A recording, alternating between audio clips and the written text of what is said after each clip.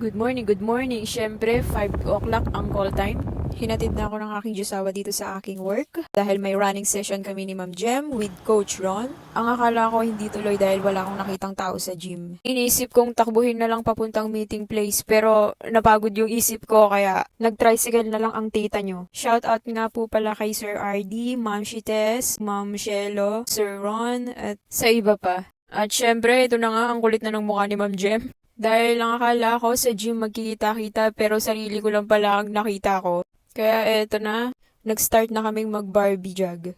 Flex ko nga lang pala ang napakagandang grassland view. Dito lang yan syempre sa Tarlac. Ang sarap mag-jogging dito lalo na kung mas maaga ka. Pero kung nag-glutathione ka, mag-jogging ka na lang dito ng tanghali.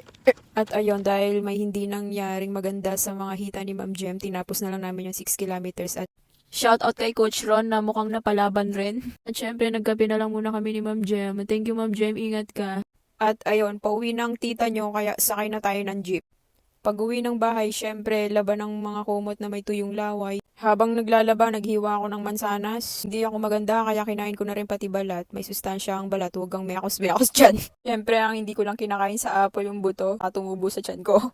Pagkatapos ko iniiwa ng pahaba, iniiwa ko naman ng pa-square-square. Hindi na ako gumamit ng ruler para mas mabilis. Pagkatapos nilagyan ko ng frozen blueberries. Shout out kay Coach Ivan at kay Ma'am Aika. Thank you po sa blueberries. The Kenneman. Available yan sa Grand Athletics Fitness Box natin. Maraming iba't ibang klaseng prutas. May mixed berries, strawberries, avocado, peach, mango, at marami pang iba. Message lang po kayo sa kanila. Siyempre, hindi tayo mayaman kaya naglagay tayo ng taho. Hindi, joke lang. Greek yogurt yan. Nilagyan ko rin ng high calcium, low sodium, fresh milk.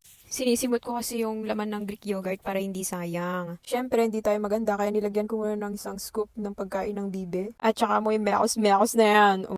Oh, may snack ka na. Guys, akala nyo lang mahal yan. Mas mahal kung kakain kayo sa fast food. Sa mga Samji, Unli Buffet. Hindi kayo mayaman kaya magsama kayo. Try nyong i-calculate kahit absent ako nung math subject namin. Nung grade school. Kaya gumawa na lang kayo sa bahay nyo. Kenny Mangan.